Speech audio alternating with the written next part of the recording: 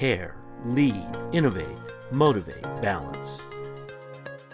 These 5 tenets reveal ways of creating a more profitable and customer-centric pharmacy. What will you discover when you climb with RMS?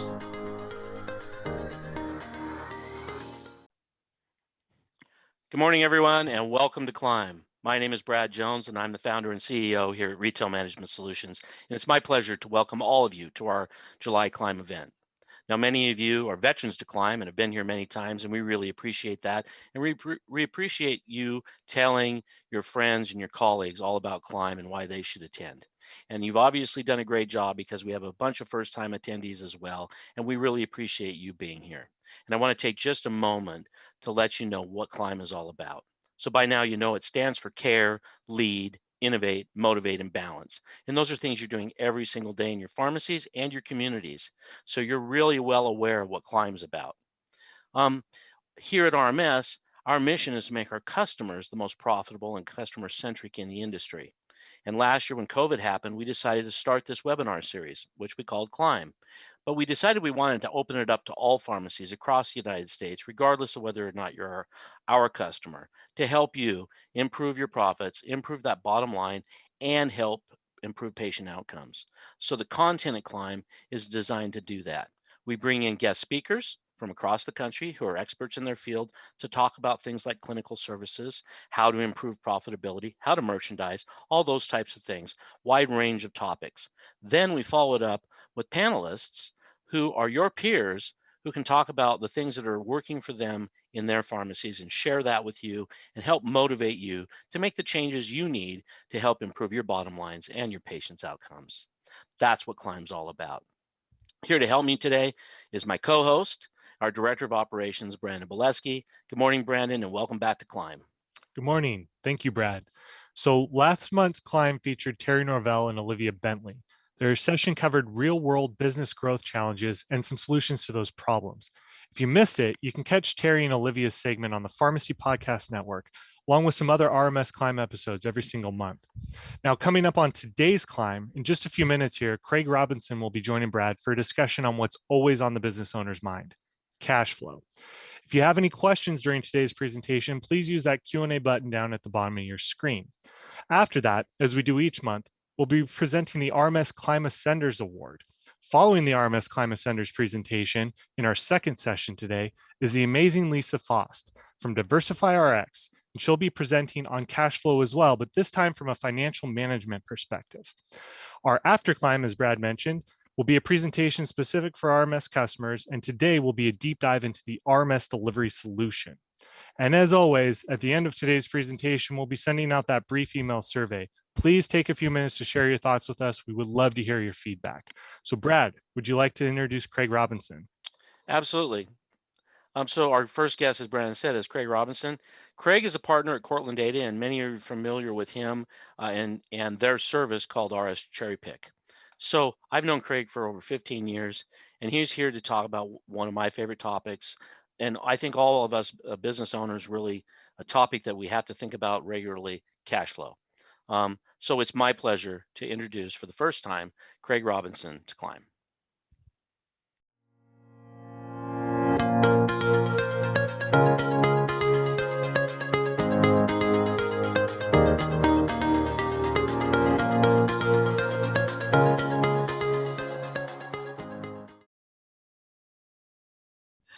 Welcome back, everyone. With me, I have our guest, this first guest today, Craig Robinson. Welcome to Climb, Craig. It's great to have you today. Thank you very much, Brad. I'm very happy to be on your show. Yeah, so you and I are going to talk about something that is near and dear to every business owner's heart: cash flow. I think we both know, and all of you listening know, that cash flow can be the destruction of any business. It is a serious issue in the independent pharmacy world. And so that's what we want to talk about, ways to improve that. Now, you and I have talked quite a bit over the years. We've known each other for a long time. And you talk really, when you're talking about cash flow, you talk about two different philosophies. Share, please. Yes. Currently, the majority of pharmacies are, they're in a stress situation. And there is the rebate philosophy, and then there is the environment we work in, which is the non-rebate philosophy, and that lends itself more to transparency. And having those two, at least now as an independent pharmacist, there's a choice now that you can make, and unfortunately, the definition of rebates is the opposite of cash flow, because the money's coming from somebody else's bank account. A transparent cash flow model means that money always resides in your bank account. That's the simplest way to look at it. Okay. Yeah, and the other thing about rebate is it's in the future. Yes. Right? Yes. Which is kind of the antithesis of cash flow. Right? It is. Brad, you're 100%, on target on that. Is the very term rebate would mean that you can't have cash flow because that's somebody else's cash flow. Right. And we're talking fairly large numbers. So cash is king. Having that money in your bank account allows you to survive, the worst day in a pharmacist owner's life, and it usually happens once or twice a month, is they have payroll is due. They're on 2-week terms, so now their bill is due, and all of a sudden PBM hits them with a DIR fee, and it's all hitting on the same day. And now they have to go to the bank for a short-term bridge loan, and we all know that those banks don't give that money away. So Right. that comes out of your directly out of your gross profit. So it allows you to build up enough reserve in your bank account so that you can take these bumps and it's not costing you 2, 3, 4, 5% of gross margin in your overall business. Yeah, I mean, that ends up being huge. And just the stress Yes. of this situation Yeah. is distracting. It takes away for your focus on patient care, Yes. on running the business. Yes. I think every business owner, I remember the early days 22 years ago, when was starting RMS, and you've probably experienced it in your business as well, where, cash flow is like, okay, I'm dialing for dollars today. Where am I gonna find the money? Yeah. And there is really, that is when you read about stress that we go through in life, that is one of the top stressors there is in the world, financial stress. And so, to know that independent pharmacies and businesses are going through this on a regular basis, and for many people out there, multiple times a month, Yep. that's really that's a really draining experience. Yep. Well, when you So, talk go ahead. about stress, I can't tell you how many times I talk to an independent pharmacy owner, and he discusses how, the biggest change for them is they can sleep at night. I mean, it breaks your heart. You can hear the stress in their voice, and independent pharmacists are so dedicated to their community that many of them will go and refinance their home to keep the business going, to take care of their community. And Brad, you and I both are here to help those people so that they can take care of these communities, so that you don't have Aunt M jumping in the car, and she's 90 years old and she's driving 80 miles each way to get her prescription. We're facing unusual times here. No, absolutely. Well, and we hear so much of a focus on profit and profitability, and which obviously you have to have. If you're not profitable, that's a whole nother problem, and you're definitely not going to have cash flow. But you can be profitable and still have a cash flow problem, and that's, I think, something that isn't talked about in pharmacy school, isn't talked about a lot in even business school. Yep. And so people sometimes forget about that component of things until it hits, and it hits hard. So let's talk about that second philosophy. All right. And here's the second philosophy is we hear a lot. You and I have gone to many of the same conventions where everybody's talking, and you hear it constantly of, I would like to see transparency. Why can't I see transparency? Well, as you so astutely said early on in this show, is that transparency is taken away with rebates. There are things called, with prime vendor agreements. There's a reason why they're 52 pages long, and they have very complicated matrix, these kind of things of what you qualify, what you don't qualify, and sometimes they're contradictory. And so you can never know, given in a given month, what you're going to get back and what you qualify for. And it's on purpose that way so that you don't know. Our philosophy is this: step away from the rebate. Okay, don't just go, what I'm going to go with is my invoice price, what I'm invoiced at. Okay, the instant that you say, I'm going to go what is on paper and what I am billed at, then you have transparency, because at that moment, you know exactly what you're paying. Okay. That's the big separation. There's no mystery at all involved in that. And gee, that seems so simple. Um, So logical.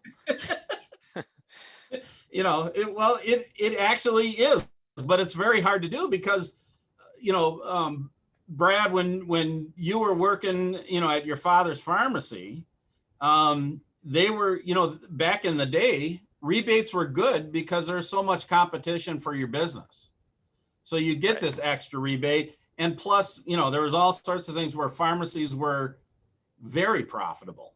So you were carrying your cash flow far enough that you could absorb those.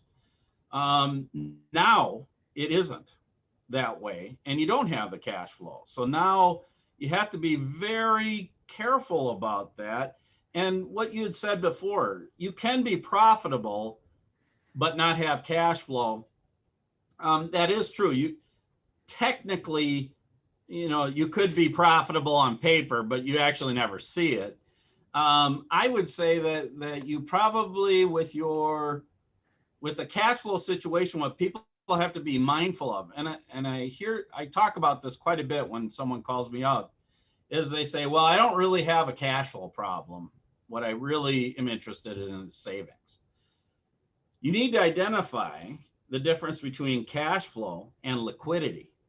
You might have gotten a loan and you're flush. You have liquidity, you're paying your bills. That is not cash flow. Cash flow, you could have a negative cash flow situation, which means over time you're burning down your liquidity, and then you don't have liquidity until it's gone. So these are kind of heavy accounting things, but like you said, once you sort of step back from it, it is very straightforward and simple. So, your partner at Cortland Data, you guys, your product is RX Cherry Pick. We're not here to plug RX Cherry Pick, but it's impossible to have the conversation about how this can be transparent without talking about the service that you offer. Yes. And again, just to get people to understand how this actually works, and why this is transparent, and why this is different from the model that the vast majority of independent pharmacies are under the rebate model, and have never, and don't feel like there's another choice out there.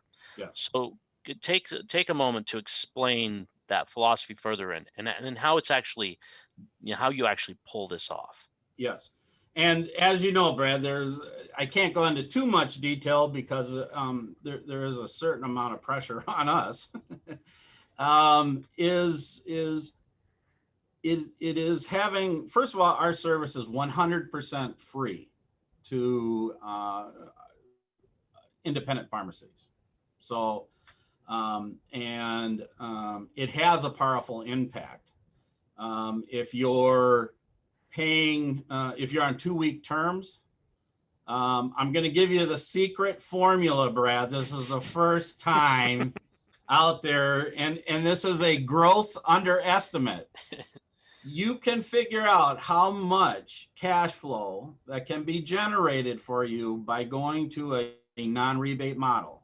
Take your daily prescriptions, the number of prescriptions you write each day, that average, and multiply it times $1,000.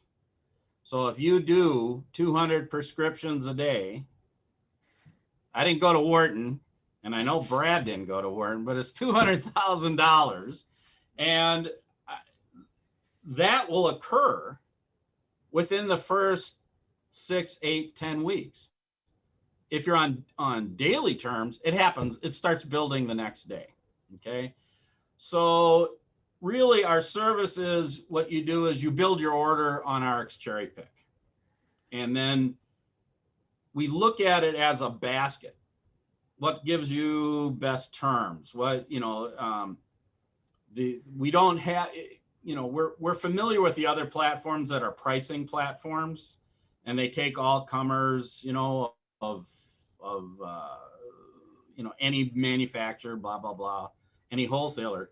We really put a lot of pressure on our top wholesalers to deliver and give us exclusive deals.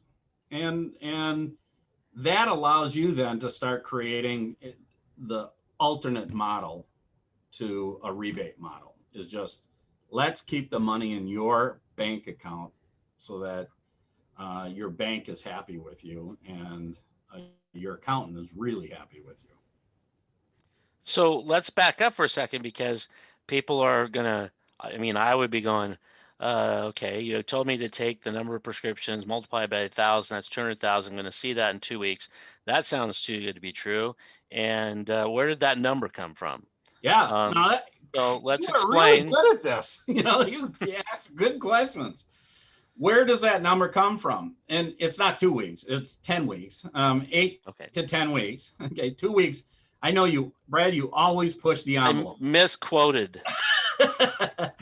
I heard what I wanted to hear. I wish it was 2 weeks. Where that money has always existed. It exists in the system. All we're doing is saying that $200,000 now, because it is no longer built in as a rebate, exists in your bank account. And in this aspect, which I say is grossly underestimated, because we're not even factoring in the savings, is really a element of terms. The longer terms you have, we can help you smooth out your payments, so you don't have these big bubble payments that you got to make, all that kind of stuff. So, it is true that it is a factor of the money exists. That's how much money is being taken away from you, just on the terms. That's all. And so just to follow up on that, so and the number you're using, this is just from the experience of your existing clients. Is that yeah, okay. Yeah. And that takes me to what's going to happen next month. Next month you're going to be back, but next month we're going to bring a couple of your pharmacies and pharmacy owners that have experienced this and been on both sides. Yep. And they're going to be talking about the impact that it had on their business and how this has worked out for them. Yes. So that's a really exciting. So for all of you that are listening to this today, we wanted to give you, a little bit of a feel for what we're talking about. Give you some time to think about that, and then next month, your peers who have experienced this are going to be here to share their stories. Well, Craig, do you have anything that you want to wrap up with? Any final comments? No, I think we're good. I'm very happy that we're going to have a couple of more of these chats. I think, Brad, as you reach out to your viewers, I look forward to answering any questions, that kind of a thing. We still have a couple of subjects we need to cover in the future: savings, and also working capital. And I look very much very forward to doing this again with you, Brad. Yeah, and it's absolutely right. That's the next. We're going to do this next one with you, a couple of your customers, and then we're just going to continue this series because this is the stuff that it doesn't get taught to business owners. It doesn't get taught. It doesn't get taught in pharmacy school. No. And quite frankly, I have an MBA. It wasn't from Wharton, as you really nicely pointed out to everybody. Texas Tech, go Red Raiders. Well, at least your college had a cool name, not Gophers. Go Minnesota. But yeah, that it's exciting because these are things that are real, and they're very, very important to running a successful business. And I think that that's what we're trying to do is help. Yes. And Brad, I think you're doing a great service. I've watched a number of your podcasts, and your concern for the independent pharmacists and having the independent pharmacists survive and the community sense, they are under tremendous pressure. And without the efforts that you're doing, it just what you're doing is so important. Well, I appreciate the kind words, and of course, I feel the same with what you're doing. And there are a bunch of us out there that are really passionate and trying to help, and and so we're trying to bring a lot of those people on as well. But thank you for the kind words. Thank you for joining us today, and I look forward to having you back next month. Very good, Brad. Thanks a bunch. Yep. Take care, Craig. Bye-bye. With NutriButler by RMS, serve your patient's health on a silver platter. Help improve patient outcomes, integrate therapy recommendations, increase your supplement sales, and create happy, healthy, loyal customers.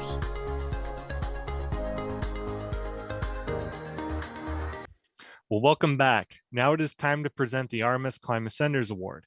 RMS Climb Ascenders are pharmacies or individuals who go above and beyond for their teams, patients, and communities. Last month's Climb Ascender was Olivia Bentley, who has done just that. Every RMS Climb Ascender receives an award from RMS, along with a $250 donation in their name to the local educational program of their choice.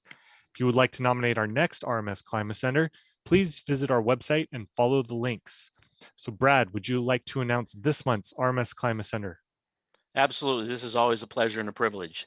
So many of you will remember that a few months ago, we awarded Durand Central Pharmacy with the Climb Ascender Award. And after receiving that award, the owner of Durand's actually nominated one of her team members to be specifically recognized. And we really liked the nomination, and we decided that we were going to do just that. So our award winner this month is the pharmacy manager at Durand Central Pharmacy. She's worked tirelessly to orchestrate their COVID vaccine program. The hours she spent on paperwork processes and storage considerations helped Durand be one of the first independents in the state to receive the vaccines. She's done all of this outside of her regular managerial duties. And due to her organization and persistence, the pharmacy has seen a dramatic increase in gross profit. And most importantly, she's helped her community have one of the highest vaccination rates in the state. It's my privilege to honor Stephanie Hedrick as this month's Climb Ascender. Congratulations, Stephanie.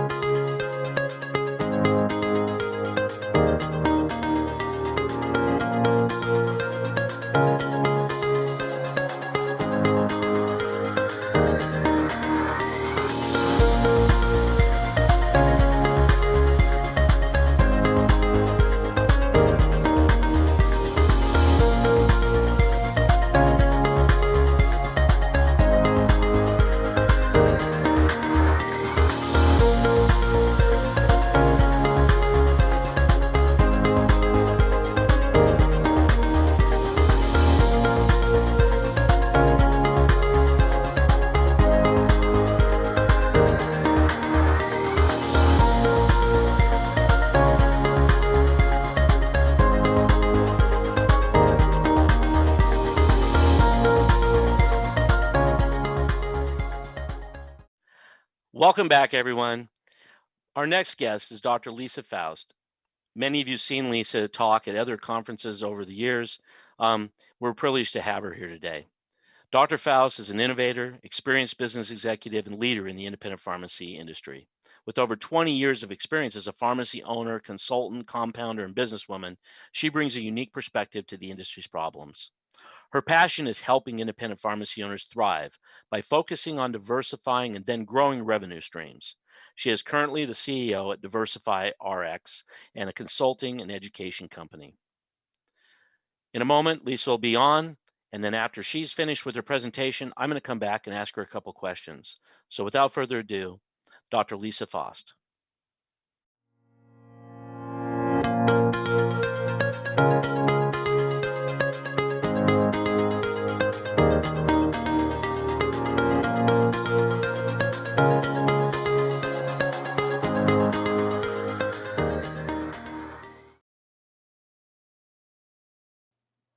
Thank you, Brad. I'm very excited to be here today talking about cash flow with pharmacies.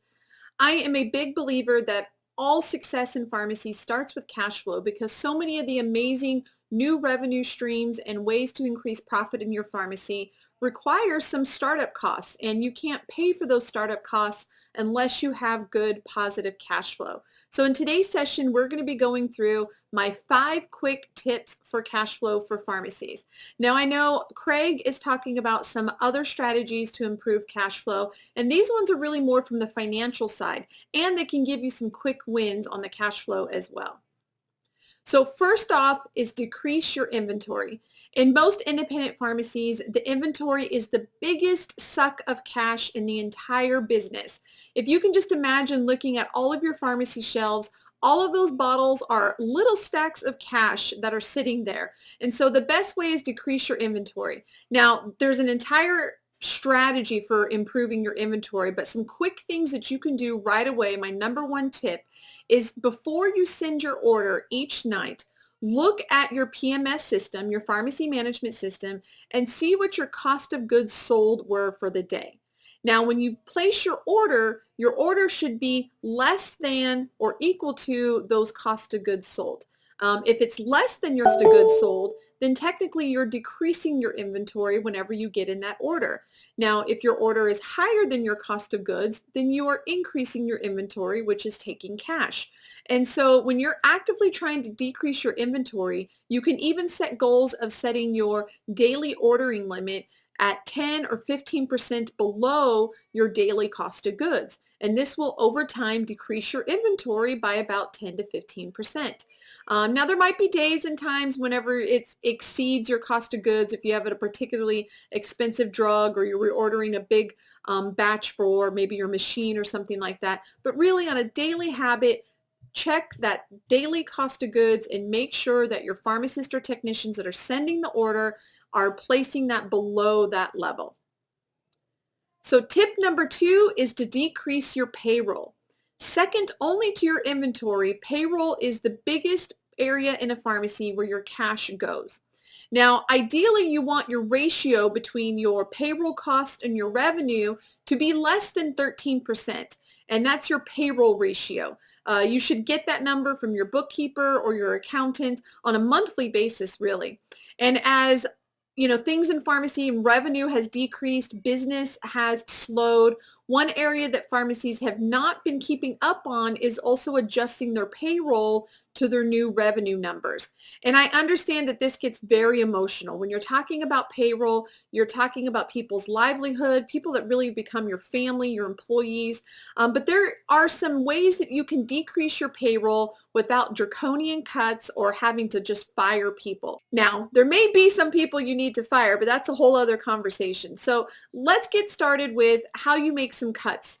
Ideally, you would rotate it through your staff so not any one person is affected, and really just decreasing by an hour or 2 hours a day per each one employee, rotating through every day of the week can actually come up to significant savings at the end of the month. It can mean thousands of dollars in savings.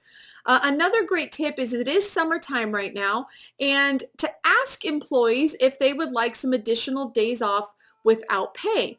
Some may not, but you might be surprised by how many might be willing to take a half a day off, even a couple hours, an extended lunch period, to get some other personal matters done. And that can be a big help to them, and it's a big help to you in your bottom line. So when you're looking at payroll, you can certainly cut entire positions, but if you want to keep everybody on your staff, look at ways to spread out those cuts, rotate them through employees so that not any one employee is taking the brunt of the cuts, and it can still result in significant savings to you.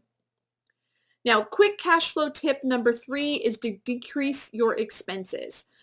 Certainly inventory and payroll are part of expenses, but there's a whole other bucket of operational expenses. When is the last time that you've gone through your profit and loss statement and really looked at every line? Really see, is that something you need to continue to do? It might be something you want to do, maybe it's sponsoring a local team or some other community-based thing. But if you're having cash flow issues, is that something that needs to stay in your expense column right now? Don't forget to shop out your cost of your operations. One of my favorite tips is probably also one of my least sexiest, which is to save on your ink and toner. I know through my business, Diversify RX, we've created a great partnership with PSA, and we were able to decrease the cost of our ink and toner in our pharmacies by half. We were overpaying for our ink and toner, and pharmacies print a lot. And if you have been doing COVID vaccines, you've been printing extra a lot lately with all of the paperwork required for that. And so look at every single line item cost and ask yourself, when's the last time that I've looked for a better or lower cost? Sometimes it's from the same company, sometimes it means switching companies, but no expense is too little to examine. Little increases add up, which means extra money in your pocket at the end of each and every month. And when you save on something, you generally are continuing to save it for the rest of the time. So it's not just a one-time benefit, it's an ongoing benefit. Now, switching it up a little bit, my 4th tip is to be due date smart. When you are having tight cash flow, the last thing you want to do is pay your bills early. And so here's what I mean by that. If you have a bill that's due on the 1st, you may not get a late payment until the 10th or the 15th. That amount of time in between when it's due and when it's late is considered your grace period. So you could pay that bill on the 1st and everything's fine, it's paid in full. And if you don't incur a late payment until the 15th, you could also pay that bill on the 14th and everything's fine and there's no harm. And so you want to look at each one of your bills and understand the difference between the due date and the late date. Those extra few days, even if it's 5 days, can make a big difference to your cash flow in your pharmacy. So go through and examine each one of those, and whether you use auto pay, if you manually write checks, however you pay your bills, you can adjust when you do that to align with the late payment date instead of when the payment is first due. That will buy you some extra days, which will loosen up your cash flow greatly. And last but not least, my 5th quick tip is to leverage credit cards. Now, leveraging credit cards can get a little emotional and people can get riled up. Now, only do this method if you have the discipline to pay off your credit cards each month. This is not using credit cards as a loan, because that is a terrible idea. What this does, if we go back to our due date smart, if you have a bill that's due on the 1st and it's late on the 15th, if you pay it on the 14th with your credit card, well, guess what? That credit card bill isn't probably due for another 2 or 3 weeks after you pay that. So now instead of just buying 14 extra days to pay it, you've actually bought yourself maybe an extra month. And so that can really help loosen up your cash flow. But again, you must pay your credit cards off when they come due in order for this to be a viable solution for you. So again, it's about leveraging your cash flow. Sometimes cash flow can be tight because your profit is low, your expenses are way too high. It could also just be the timing of when you receive your cash from your insurances and when you're having to pay your bills. And so there's many other strategies that I have for you. I'll say strategy 6 through 14.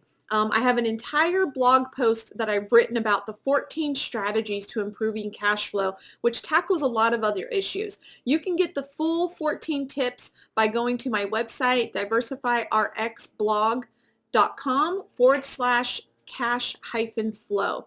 And you can get the full, you can download the infographic and get all of those tips to help improve your cash flow beyond just these first 5 that I've given you.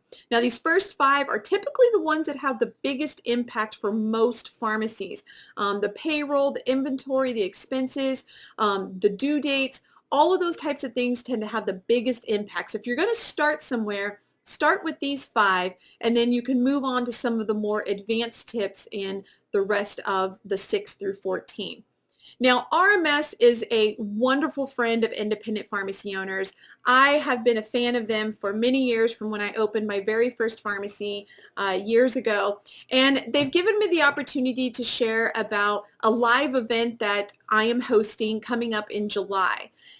It is the Pharmacy Profit Summit. So this is a live in-person, yes, in-person, back to, fist bumps, handshakes, elbow hits, whatever you want to do. But we are going to be focused on improving the profitability of your pharmacy from now until the end of 2021. And what we've put together for you is not just a live event, but we've put together an entire support package. So when you attend the Pharmacy Profit Summit, not only do you get a 100% money back guarantee, but you get the 2 days of turnkey profitable strategies that have the opportunity to net you an easily $100,000 in extra profit by the end of 2021. You get unlimited support from the Diversify RX team. We're going to be creating a Facebook group that's only for attendees. We're going to be having live office hours with myself and other experts. We're also going to be having mastermind calls with successful pharmacy owners and helping you implement the strategies that you create while at the Pharmacy Profit Summit. Now, for more details on the summit, go to live.pharmacyprofitsummit.com. Again, that's live.pharmacyprofitsummit.com. You can get all of the details there, learn about the hotel. It's here in Dallas in North Texas, so it's easy to fly into and fly out of. It's also at a great family destination. We have many people that are bringing their whole families and making a little vacation of it at Great Wolf Lodge. So I think it's a fantastic event. We're really excited about the speakers that we've brought together. And again, it's more than just a 2-day event. We're going to provide you support for the rest of 2021. So thank you so much, Brad and RMS. And here's my contact information. If anybody has any questions about the cash flow or about the Pharmacy Profit Summit event, feel free just to email me and info@diversifyrx.com. Have you settled for a limited bundled-in POS because you aren't sure what's compatible with your pharmacy management system?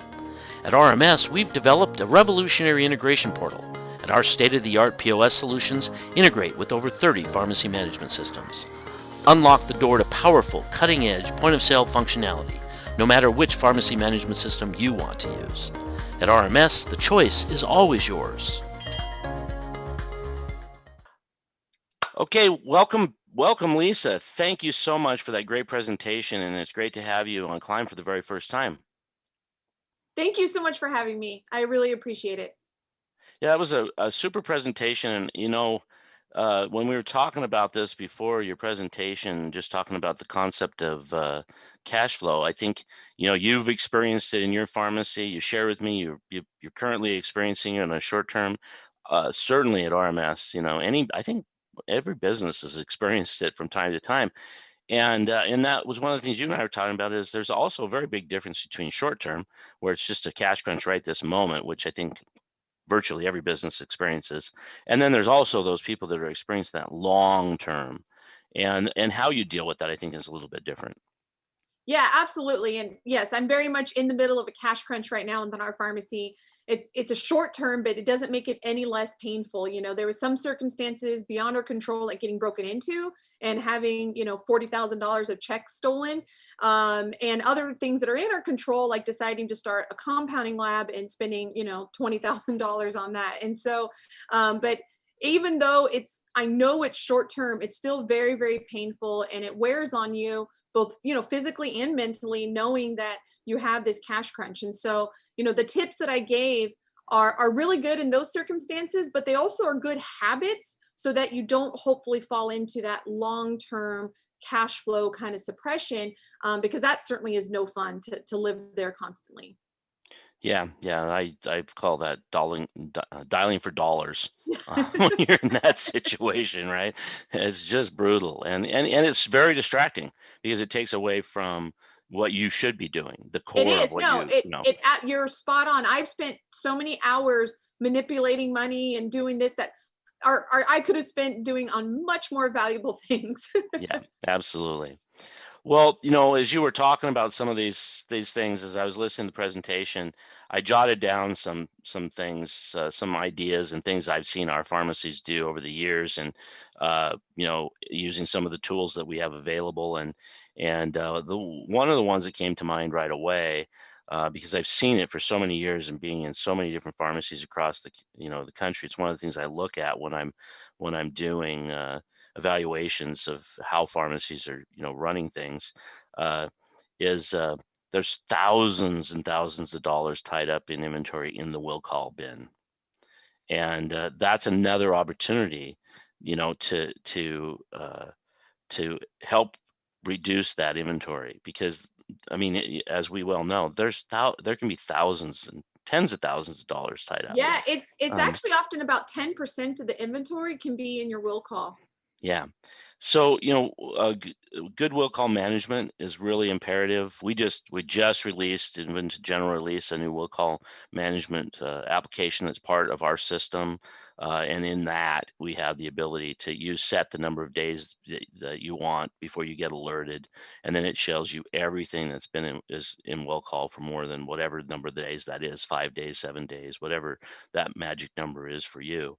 And it allows you to go back, grab all that out, and return it to stock. So, and of course, and then if you have a large front end, of course, the front end typically, in today's days, where a lot of pharmacies are more of an apothecary in nature, the front end inventory doesn't amount to a tremendous amount of money, but there's still plenty of large front end pharmacies, and inventory management there on the front end is also imperative, because you have a lot of product that sits there and has no, it's just taking up space. Yep. It's not selling. Dollar bills And on the shelf. Yep, absolutely. And you need to get it out of your pharmacy and replace it with something that will sell. And even in a small apothecary, I will argue to my death that you still need to do the same thing. There is no reason to have dead inventory sitting on shelves. Even if No, it's, go ahead. well, it's dollar bills collecting dust. I mean, unless you're, Jeff Bezos or Bill Gates, none of us can afford to have dollar bills collecting dust. So you always need to be optimizing every bit of your inventory, whether it's over the counter or prescription. Yep, absolutely. And then when you were talking about some of the decreasing expense stuff, I thought this was pretty ingenious. We have, I know there are a lot of pharmacies, virtually every independent pharmacy that we sell to, still is doing accounts receivable for their patients, and some of them have gotten to the point where they're not doing it. They're not taking new accounts on. Um, but if you're having cash flow problems, this can be a huge area that is impacting you, because you're you're you're you're selling it, but you're not collecting it for 30, or oftentimes a lot more than 30 days. Yep. And I thought that this was a pretty interesting concept that we saw. I've seen a few of our pharmacies do that have large AR balances, is that they actually set their patients up, or their customers up, into different groups. And then instead of just sending out, closing the period all at the end of the month, and then sending statements all at once, they do it group by group by group. So I think the most common I've seen is doing it 2 groups and then sending out twice a month. But I've also seen pharmacies that are doing it every week. So have 4 groups, and they just every week a different group gets sent out, and that helps balance out the cash flow. So I thought that was an interesting Yeah, concept. Have you seen? I like that idea. I think it's really great to always ask your patients when's your best due date. Just like Yeah. we talked about being due date smart. Help your patients be due date smart, because if you send out your bill on the 5th of the month, but they're not paid till the 25th, you're just kind of asking for everybody to have angst. And so if you can accommodate that, it might actually increase the amounts that you're paid and the quickness that you're paid. And again, closing that gap between the pay cycles amongst all of your patients can actually help increase your cash flow. So I think it's a great Yeah. idea. Yeah. And then let's talk charity, because this one, I thought when I was listening to that, I was like, when you're in a cash crunch, of course, especially if it's just a short term, that may be the situation. You just go, I just can't do it right now. But it's also always a hard sell, because these pharmacies are all local. They're all, really into their communities. And so there had a whole bunch of different ideas here. The things that I know some of our pharmacies are doing with our system. One of them is, if you're doing loyalty, if you have a loyalty program, then go ahead and ask. You can set up charitable giving to your loyalty program. So in other words, if maybe you're giving to the high school band, and they buy, they come in from time to time to buy supplies or whatever, that you can have people donate their loyalty points to the band's loyalty loyalty program, things like that. So that's one way to do it. And also maybe then you can give a bonus or something onto that. Another one is a checkout charity, which I think a lot of people have seen, especially in the chains, where they ask for your change. Grocery stores do this a lot. Yes. Where they ask for your change or donation to a cause, and our system does that as well, and we have a lot of customers using that, and it really helps you. It helps. You can still give. I'm not sure that all of those places that are collecting are giving themselves, but it's really a great way to enhance what you've been giving by collecting from your patrons and having them help give to that same cause. And if you can't afford, maybe whatever at the time you can't afford, another idea that I've seen pharmacies do, and it's something I know when we talked about this, you have your pharmacy do, and I know we do here, is allowing our employees to donate their time and paying for it. So anyway, those were some ideas that came to mind. No, yeah, I really love the fact that you guys have the feature of the donation at the register, because what it allows a pharmacy to do is, even if they're not using the pharmacy's cash, they're using the pharmacy's influence. The fact that they've got so many foot traffic coming in, and that the way they're positioned in the community to collect those donations on behalf of the charity. And I'm a big charity buff myself. I've done a lot of charity work personally and through my businesses.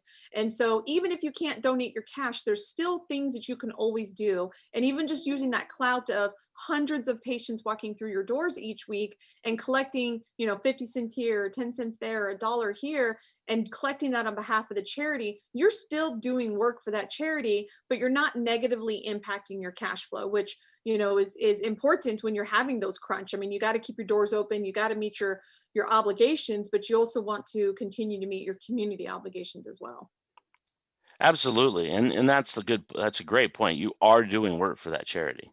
Yep. I mean, you're taking the time to do this. You're collecting the money, and so absolutely. And then, of course, backing up to just donating your time, because time is the great equalizer. We all only have 24 hours in a day, and so it doesn't matter how much money you have. When you donate your time, you're really saying, you're making a strong statement, and doing that is oftentimes at least as appreciated as the money, because every organization is looking for volunteers all the time, and so just another way of going about it, I think. Yep, absolutely. I think the important thing of all of this is, if you're in a cash flow crunch, the best course of action is not putting your head in the sand. Yeah. Take some action. There are many steps, many strategies, different things that you can do. So take action. You can get yourself out of it. Sometimes it's a little quicker than others, but reach out for help. Even companies like yours, people may not think, oh, I need to reach out to and ask RMS, but man, we all are businesses. We all have experience, and get as much input as you can so you can make the best decision for your pharmacy going forward. Absolutely. I think you're absolutely right. The places that I find that aren't very helpful at all are banks. Yes, yeah. And Right? your wholesaler, they're not And very helpful. yeah. I mean, yeah, banks, they only want to give you money when you don't need it. They're really happy to do that. So yeah, when you're in a cash crunch, they're not there are many other places to try to look before that. And I hear the same thing from our customers about the wholesalers. So Yeah. um, well, I really appreciate. I know we're running short on time here, and I'm being asked to move things along. So I really appreciate you being a part of this. I am joining you down in and then that is an exciting event, and it's going to be so neat to be back in person again. I You know know, it's we're gonna feel awkward at first. right. Yeah, absolutely. Well, I know just going out to the restaurants here recently, just to be more normal and being vaccinated and not having to wear a mask and has been just a breath of fresh air, honestly. So literally, I guess. Yeah, Um, pun intended. Yes. pun intended. No, yeah, I'll be very excited to see you down in Dallas and everybody else. Like I'm probably almost more excited to just see people again. I mean, I'm the content and the strategies that we're going to be teaching, the speakers that we've brought together. I mean, it's going to blow people away is my thought, of course. But yeah, just seeing people and getting that camaraderie back together and is going to be wonderful. So. Yeah, absolutely. And I always look forward to these kinds of events because I always learn something, and that's what it's all about. So, but it'll be great to participate and see you down there. And yeah, thank you again very, very much. So look forward to having you back on Climb, Yes, and look thank forward to you. continue to work with you. Okay, well, ladies and gentlemen, thank you very much for joining us today. That's a wrap for Climb today. As always, this session has been recorded. The recordings will be available to you shortly. Karen Deckard will be sending you out the Climb newsletter with all the links and the latest on Climb. We Please share with your friends, your colleagues about Climb, the content of Climb, how much you enjoy Climb, and help us grow our viewership. That's always greatly appreciated. Post it on social media, all of those things. Um, the and Here in just a few minutes, as always, I'll be back with After Climb. Today, I'm going to be doing a deep dive. It's quick. It's about 13 minutes, but a deep dive into our delivery application. Delivery is something that if you're not doing it, you really have to start considering doing it. Unfortunately, I know in many cases, but if you want to compete against the Amazons of the world, you can do same day delivery, and in most places across the country, they can't. So that's still a competitive advantage for you, but you have to take advantage. You have to take advantage of it. So thank you all once again for joining us. Thank you again, Lisa, and we'll see you all next month.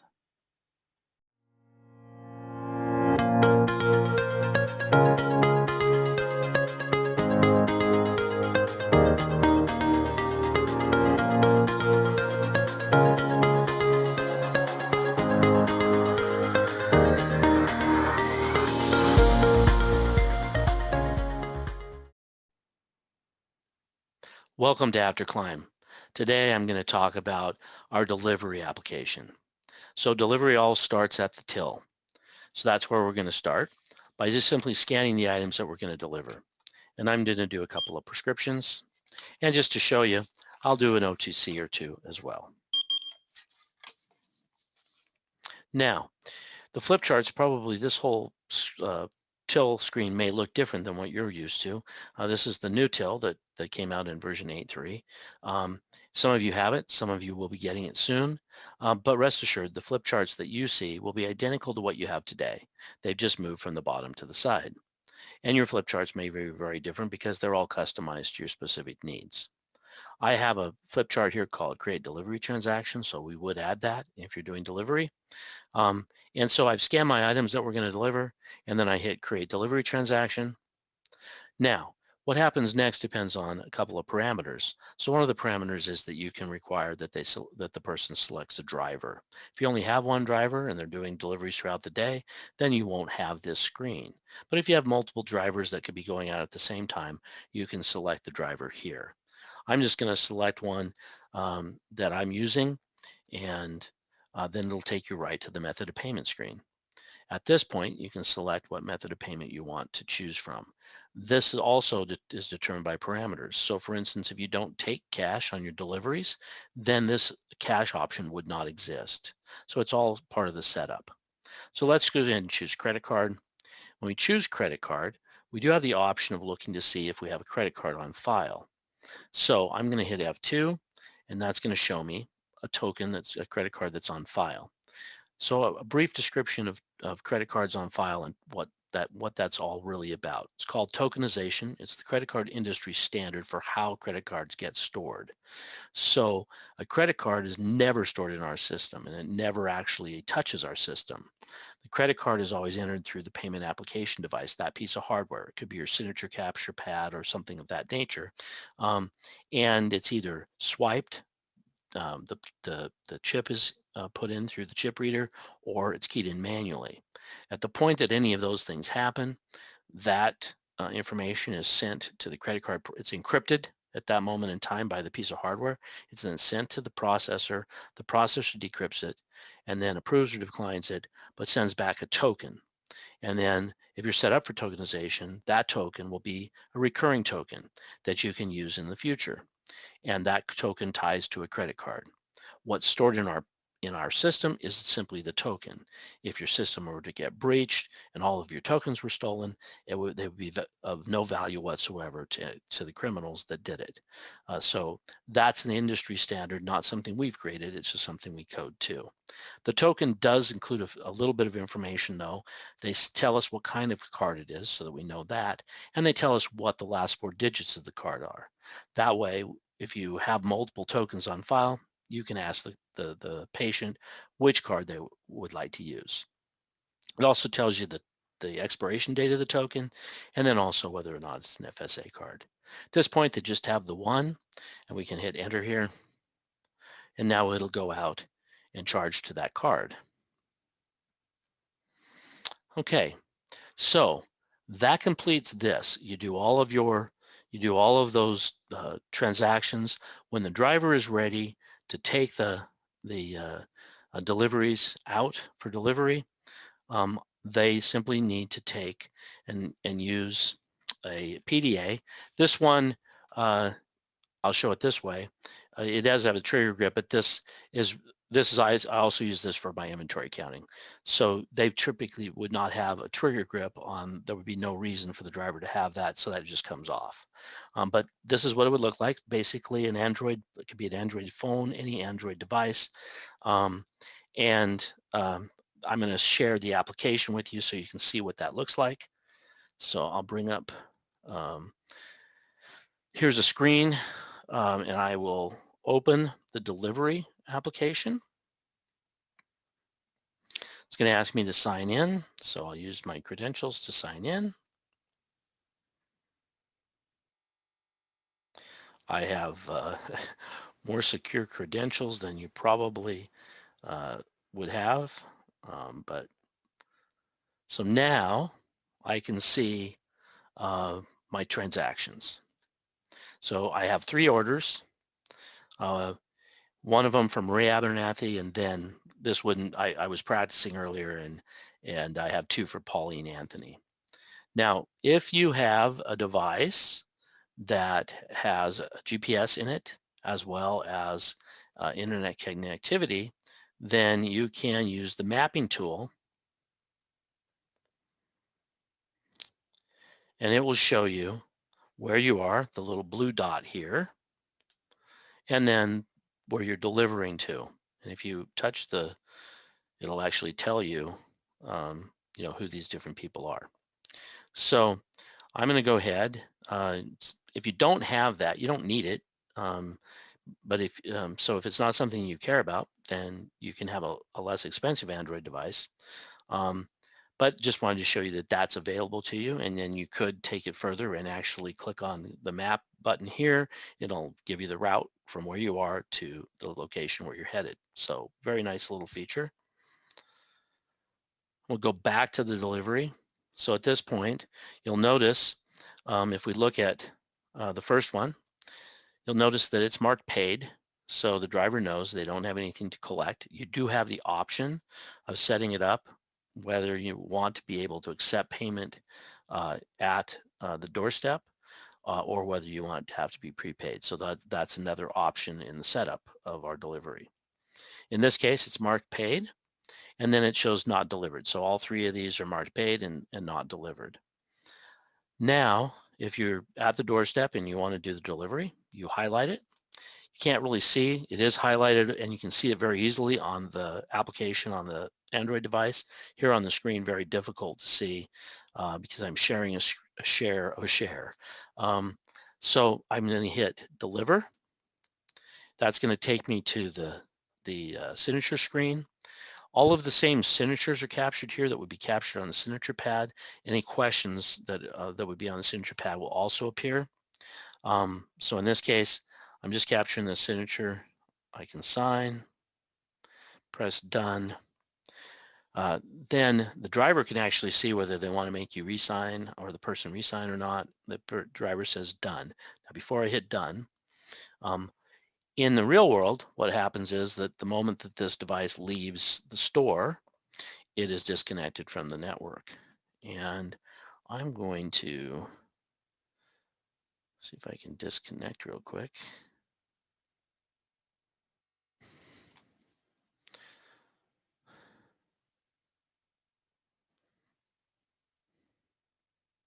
Well, it doesn't look like it's going to want to disconnect for me, but so what'll happen if you're disconnected, what you would be, the driver leaves, the disconnect from the store's network. So as they complete the transaction, when they hit done, what would happen is that transaction, instead of disappearing like you just did, it would move to the bottom of the screen.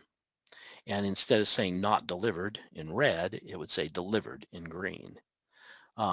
And then once you take it back to the store, it reconnects to the store's network. It would then upload to the signatures to the till and complete the transaction. Because I'm on the same network now, it already did that. But that's how that actually works. Okay, so you just go through and do all your deliveries. And again, sign. I'm not going to do all of them here. Done. And then if you can't deliver one, like let's say this particular one wasn't delivered, then when you come back to the store, it's still not delivered. And I'll show you. So I'm going to, now we've come back to the store. And typically, you could set up your screen so that you also have the list of deliveries. If you want it on your front screen, in my particular case, I actually have it on one of my, under miscellaneous functions on one of my other screens, and I have the list of delivery transactions. So now you'll see that we have this delivery transaction, and let's say that the patient actually said they didn't want this, then we can come back and press F2 and cancel the transaction.